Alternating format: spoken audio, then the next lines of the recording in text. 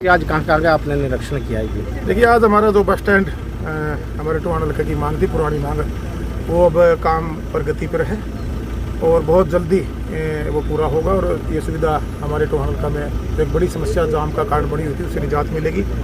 और साथ में सिविल हॉस्पिटल जो 7 मंजिली जो सेमी एसी आधुनिक हॉस्पिटल जो समर्पित आने वाले 1-1.5 साल तक ये भी काम पूरा होगा, उसका आज निरीक्षण किया। साथ में हमारा 148 बी रोड, तो ये भी 30 साल की पुरानी मांग थी। बिल्कुल, मैं सभी इसमें जो सहयोग है हमारे डिपार्टमेंट के अधिकारियों का, उनका भी धन्यवाद करना चाहूँगा कि गुणवत्ता के साथ साथ समयबद्ध तरीके से काम पूरा हो।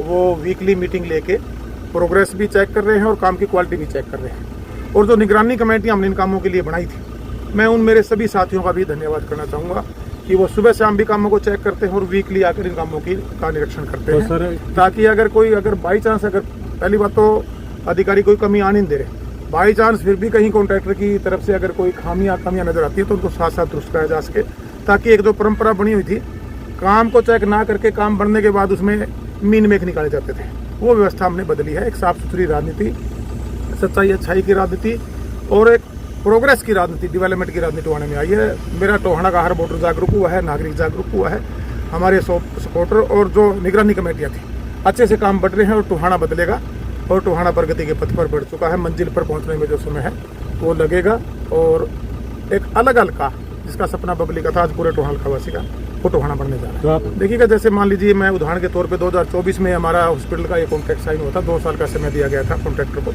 तो उसकी जो प्रोग्रेस है बेसमेंट से लगभग बाहर आ जाएगा बारिश से पहले। इसी प्रकार जैसे हॉस्पिटल अपने बस स्टैंड का हमने निरीक्षण किया, उसका भी पहली मंजिल का लेंटर आप देख रहे थे, लग रहा है। तो प्रोग्रेस जो एज पर टाइम फाउंडेशन है उसके हिसाब से लगभग मैं कह सकता हूँ समय पे है।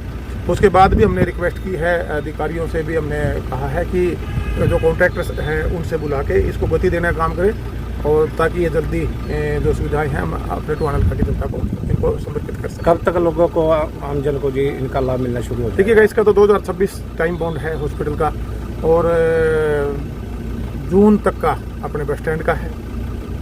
और ये रोड का तो मेरे ख्याल से मैक्सिमम और 4 महीने, अगर मैं गलत नहीं हूँ तो 148 भी है।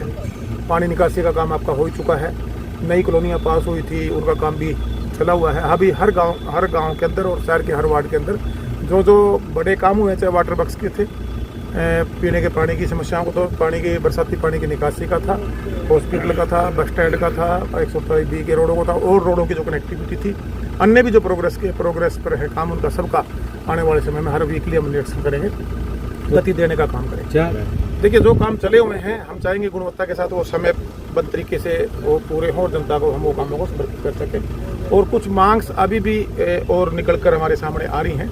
हम कोशिश करेंगे जो ये 3-4 महीने हमारे पास समय जनता ने जो दिया था हमें विधायक के रूप में, बचा हुआ उसका भी सदुपयोग हो, एक घंटे का नहीं, एक सेकंड का सदुपयोग हो, और वो टोहाना को आगे बढ़ा सके। यही हमारा ध्येय था और उसी ध्येय के ऊपर हम काम करते हैं। देखिएगा, एक संगठन है जो सोशल सेंटर है, जागो दिशा से ही सोच के, मैं 2009 में भी उन्होंने अपनी ताकत दिखाई थी, 2019 में लोकसभा में भी उन्होंने अपनी ताकत दिखाई, फिर विधानसभा में मेरे को 1 लाख से ज़्यादा मतों से उन्होंने विधायक बनाकर भेजा। वो उन्हीं की मैं मेहनत कह सकता हूँ, और अब उनका एक फैसला था, हमने भी उस फैसले का स्वागत किया था, और 1 लाख से ज़्यादा, 1,15,100 से ज़्यादा वोट उन्होंने संगठन डलवाने का काम किया। यहाँ तो उससे पहले तो यहाँ कुछ भी नहीं था, 15-16 हज़ार वोट बची थी, किसी बूथ पे 5 थी, किसी शहर के अंदर 2200 वोट थी। तो ये जनता सब जानती है। और संगठन जो है वो टोहाना की प्रगति चाहता है, टोहाना में भाईचारे को बढ़ावा मिले, जात पात से ऊपर उठकर सेवा की राजनीति हो, सेवादार के रूप में हम काम करें, ऐसी सोच के साथ ये संगठन काम करता है। मैं उन सभी संगठन के, उन संघर्ष के साथियों को, उन समर्पित लोगों को, उन सेवादारों को मैं बधाई देना चाहूँगा कि उन्होंने अपनी एकजुटता दिखाते हुए अपनी ताकत दिखाने का काम टोहाना में नहीं, इसका लाभ नरवाना में, फतेहाबाद में, रतिया में, पूरी सरसा पार्लियामेंट के साथ साथ इन लोगों की जो एक आवाज़ थी वो हरियाणा, पूरे हरियाणा तक गई है। और बाई इफेक्ट तो हमने हिसार में भी देख लिया होगा और टोहाना में, सरसा में भी देख लिया होगा। और एक बढ़िया फैसला प्रदेश हित का और टोहाना हित के लिए संगठन ने लिया है, मैं उनका धन्यवाद करना चाहूँगा।